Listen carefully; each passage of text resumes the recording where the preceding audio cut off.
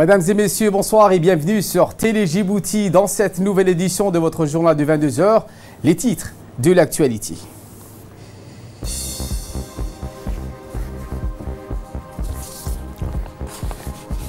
Le président de la République rend un vibrant hommage à la mémoire d'Ali Guelleh Aboubaker, décédé cet après-midi. Également dans l'actualité de ce 22 h, l'examen en procédure d'urgence de la loi portant sur le code de commerce, c'était ce matin à l'Assemblée nationale présidée par le président de l'Assemblée, Mohamed Ali Hammadi. Et dans l'actualité internationale, le bilan des décès quotidiens au plus bas pour l'Europe, en l'occurrence l'Italie et la France concernant le Covid-19. Voilà pour les titres. Merci si vous nous rejoignez sur Télé Djibouti et nous entamons ce journal avec cet hommage appuyé du président de la République qui déplore la perte d'un de ses fils les plus illustres de la nation djiboutienne, le ministre Ali Guelleh Aboubaker, rappelé à Dieu ce lundi après-midi suite à une longue maladie.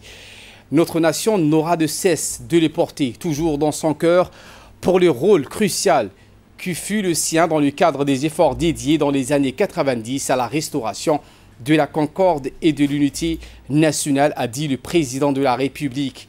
Visionnaire, doté d'une expérience professionnelle, il poussait le charme à travers son charisme et sa capacité à prendre rapidement des décisions importantes et judicieuses, a également déclaré le président de la République, se souvenant de nombreux projets de développement économique qu'il a initiés et supervisés leur mise en œuvre. Puisse Dieu le Tout-Puissant l'accueillir dans son paradis éternel, a imploré le président Ismaïl Omar Guelleh avant d'exprimer ses condoléances les plus attristées et l'expression sa compassion et sympathie à sa famille, à ses proches et amis, ainsi qu'aux nombreux collègues et collaborateurs eus dans le cadre de sa longue carrière professionnelle. Modèle de succès et de réussite, le défunt Ali Guelleh Aboubaker faisait partie d'un cercle restreint d'individus que l'ascension sociale n'altère en rien la capacité à rester toujours humble et sympathique. Honorable père de famille, il suscitait l'estime unanime de toutes les composantes de notre nation. Et nous revenons à présent sur son parcours professionnel et politique. Avec la disparition de Ali Guelleh Aboubaker, Djibouti perd à la fois un homme politique d'exception, un vaillant patriote. Regardez. Nous revenons donc sur ces images au cours de ce journal. Nous donc enchaînons avec la troisième séance publique de la première session ordinaire pour l'année 2020 de l'Assemblée nationale qui s'est tenue ce lundi 27 avril dans l'hémicycle du Parlement. Cette séance qui a vu la participation du Premier ministre Abdelkader Kamil Mohamed, des ministres et des parlementaires avait pour premier ordre du jour l'examen en procédure d'urgence de la loi numéro 86 de l'année 2020 de la 8e législature portant modification et complétant le Code de commerce. Cet agenda législatif a été suivi dans un second temps d'un exercice de contrôle de l'action gouvernementale. Ont été passées en revue des thématiques comme la logistique et le mode de répartition des aides alimentaires aux ménages vulnérables, le confinement, les contributions et la solidarité, l'impact économique du Covid-19 sur le secteur du transport interurbain ou entre la capitale et les régions, les modalités encadrant également l'examen du baccalauréat, l'établissement des rectifications aux finances initiales. En dernier lieu, l'hémicycle a été témoin d'une ovation nourrie des parlementaires comme des membres du comité de pilotage pour l'abnégation et le sens du devoir d'enfant, preuve le personnel soignant et les forces de sécurité qui sont aux premières loges de la lutte contre le virus. Le président de l'Assemblée nationale, Mohamed Ali Hammadi, a fait donc une intervention lors de cette troisième séance. Il s'est dit donc le porte-voix de ses collègues élus de la nation en relevant la satisfaction de la représentation nationale. Écoutez. Pour permettre à notre Assemblée de poursuivre ses fonctions malgré la pandémie qui paralyse le monde entier en général et notre pays en particulier. Je vous invite à poursuivre tous les efforts engagés au niveau du gouvernement, mais aussi au niveau individuel. Comme le dit si bien un proverbe sud-amérindien, la force de la chaîne est dans les maillons. Chacun a son rôle à jouer. Je vous remercie et que Dieu nous accompagne. La séance est levée. Merci.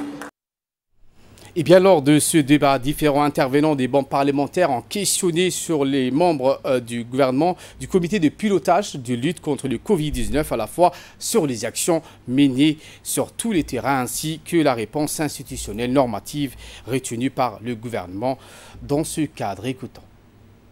Le 15 mars, il y a eu 2 ou 3 jours d'arrivée des passagers.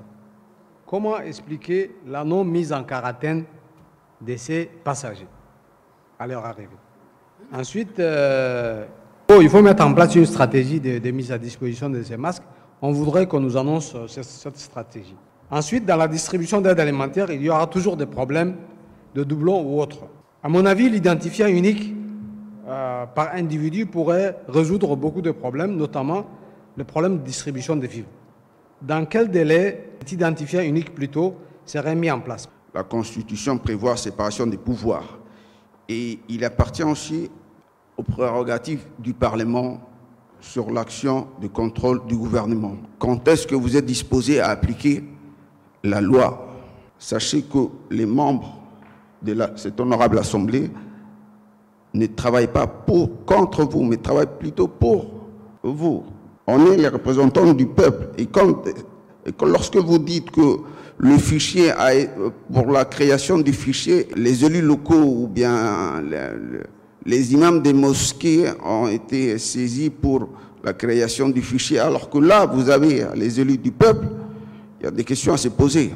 Il faut faire des zones de quarantaine au niveau des frontières, des zones de quarantaine fixes. Il faut laisser donc une zone de quarantaine fixe au niveau de l'Aouiada, au niveau de l'aéroport, au niveau du port, les zones de tous les entrées. Il faut laisser des zones fixes. Je voudrais, Monsieur le Président, vous faire une proposition, le gouvernement parlementaire, que nous puissions ensemble se mettre debout et applaudir ces gens-là, si vous permettez. Merci. En réponse de cette crise, j'ai pris contact formalisé avec les 5 préfets des régions. Nous avons des centres de quarantaine, comme vous avez bien vu, à l'Oyada. Personne ne rentre à Djibouti sans passer par les centres de quarantaine. Ceux qui rentrent de l'Oyada sont installés dans des tentes à l'Oyada et sont testés à 2 reprises. Si les 2 fois ils sont négatifs, c'est seulement si ils sont négatifs à 2 reprises qu'ils peuvent rentrer en République de Djibouti. C'est pareil à Galilée. À Galilée, nous avons mis un centre de quarantaine avec une trentaine de tentes et personne ne rentre de Galilée sans passer par ces tentes-là. La courbe est descendante, comme vous l'avez constaté depuis quelques jours, mais ce n'est pas la fin de la pandémie. Vraiment, ce n'est pas la fin de la pandémie. Je voulais vous annoncer également le résultat d'aujourd'hui qui est satisfaisant à mon avis. On a testé aujourd'hui 509 personnes, 12 cas positifs seulement aujourd'hui, mais nous comptons franchement faire de dépistage massif sur l'ensemble de la population. Et là, vous l'aurez dans quelques jours, on va tester 5000 personnes par jour. Et je vous dis qu'il y a 66 personnes sont guéries aujourd'hui aussi. Ça, c'est une bonne nouvelle. J'espère que nos Djiboutiens se portent bien.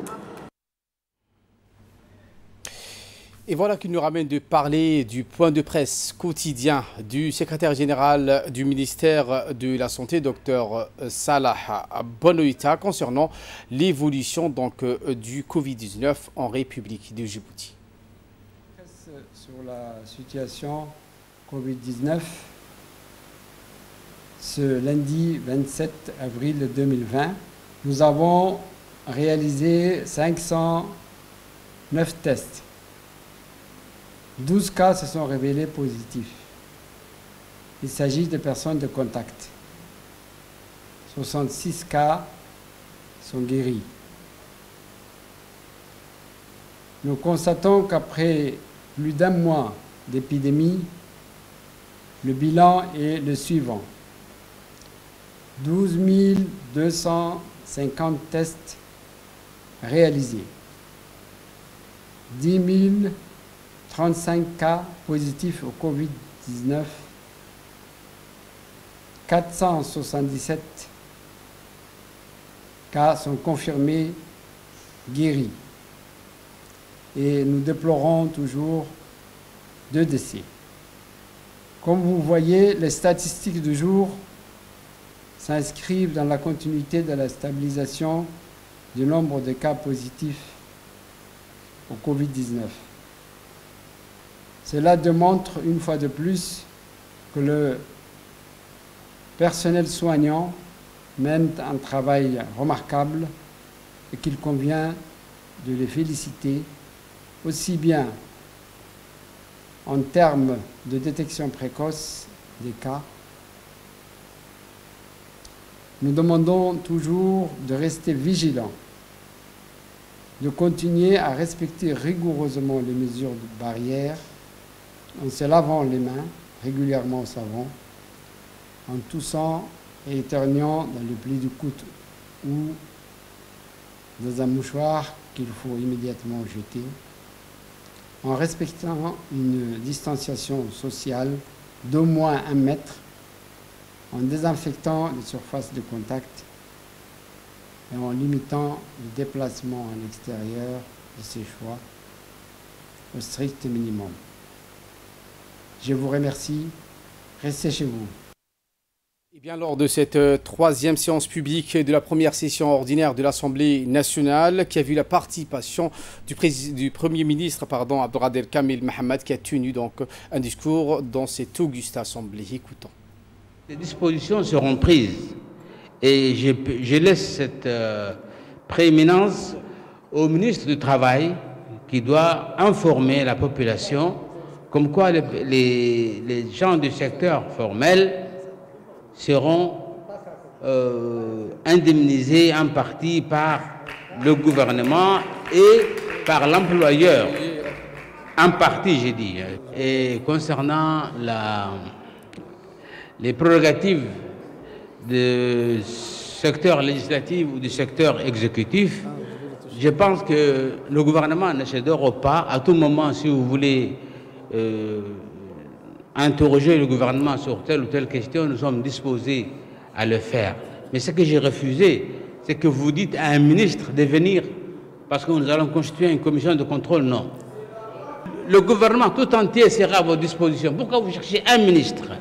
Effectivement, comme vous voyez, même la dernière, maintenant, le ministre de la Santé a annoncé comme quoi la baisse continue. Donc cela veut dire que tous les contacts sont en train de s'assécher. On va assécher tous les contacts. Mais qu'est-ce qui va rester?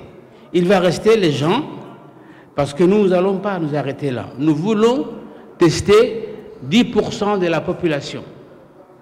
10% de la population, ça veut dire 40 000. Pour être sûr que vraiment cette pandémie, on arrive à les contenir. On ne peut pas s'arrêter là. On ira encore jusqu'au bout en espérant que les gens qui viennent des frontières vont aller dans les centres de quarantaine. Ceux qui ne vont pas aller dans les centres de quarantaine, qui sont prévus à cet effet, nous allons les forcer à aller dans les centres de quarantaine. Parce que ça devient un problème de santé publique et d'urgence de santé publique. Merci. Les établissements publics ont annoncé qu'ils ne vont pas couper l'eau, qu'ils ne vont pas vous embêter durant la période de confinement. Que si les gens qui veulent payer, ils ont annoncé aussi qu'ils peuvent passer par les voies bancaires, certes. Mais le fait de dire effacer toutes les factures, c'est une question sur laquelle on va revenir. C'est le calme après la tempête de l'épidémie du coronavirus dans notre pays. Depuis presque 1 mois maintenant, le nombre des personnes guéries du Covid-19 prend le dessus sur les nouveaux cas confirmés positifs. Sous tutelle de la CNSS, l'hôpital a autorisé exceptionnellement nos équipes de tourner dans les coulisses de cette guerre contre le Covid-19. Dans ce reportage, nos reporters ont pu convaincre 2 patients en convalescence à témoigner devant nos caméras sur la prise en charge dans ce centre. La suite dans ce commentaire.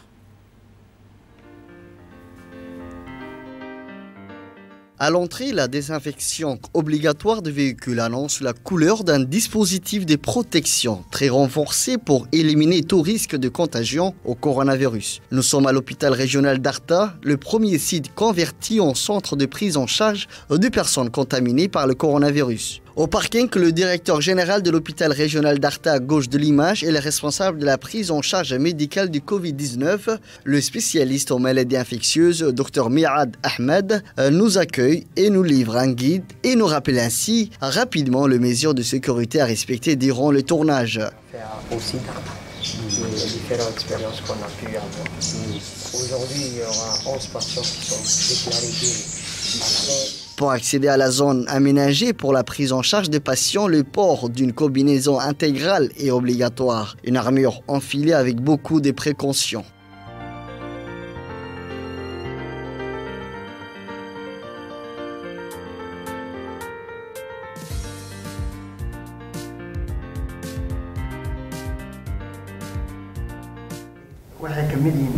Nous mettons cette combinaison chaque fois que nous rentrons en contact avec nos patients et nous permet de nous protéger contre tout risque de contamination.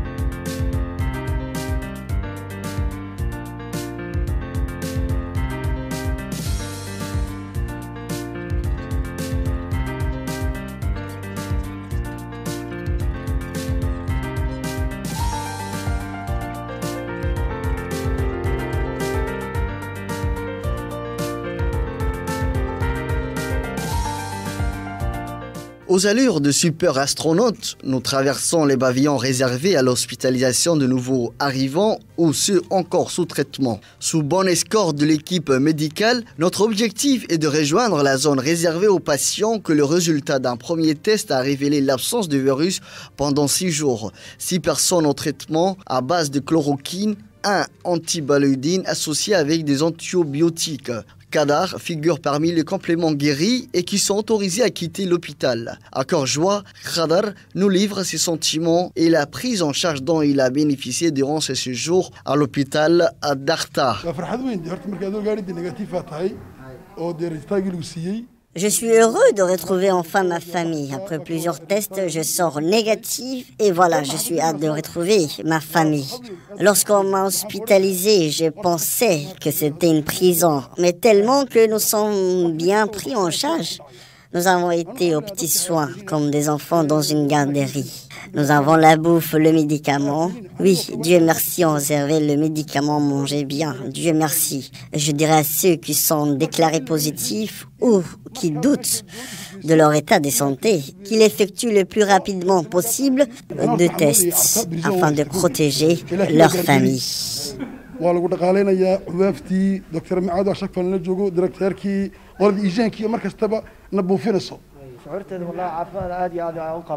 Oui, Dieu merci, on réservait le médicament, on mangeait bien, Dieu merci, et je dirais à ceux qui sont déclarés positifs de venir se soigner ici. C'est vraiment agréable de passer de ces jours ici. J'ai hâte de rentrer à la maison et ainsi retrouver ma famille. Avant de sortir, Dr Miad prodigue ses derniers conseils aux patients guéris afin de respecter le confinement. Pour la journée d'hier, le ministère de la Santé a annoncé 15 nouveaux cas positifs contre 36 guéris du coronavirus. Parmi les convalescences, 11 ont été pris en charge à l'hôpital d'Arta, les premiers sites transformés en centre de prise en charge des personnes contaminées. En bref et en image avec cette réception du ministre du Budget qui a reçu une délégation de l'Organisation mondiale de la santé et des Nations Unies. Le ministre Abdelkarim Madan Chel a reçu ses responsables. Ils ont passé en revue le Covid-19 et l'évolution dans notre pays.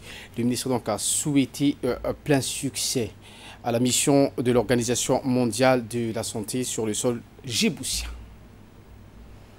Le directeur général de l'International Investment Bank, Raj Doussouye, a fait une déclaration aujourd'hui depuis son agence située à la place Ménélique. Il a tenu à préciser que la banque va doubler la contribution des généreux donataires qui vont déposer leur soutien dans les numéros de comptes ouverts chez eux. Écoute. Je m'appelle Raj Doussouye, je suis le directeur général de IIB Bank à Djibouti. Je vous souhaite un Ramadan Karim au nom de la banque et toute l'équipe qui travaille avec moi à la banque.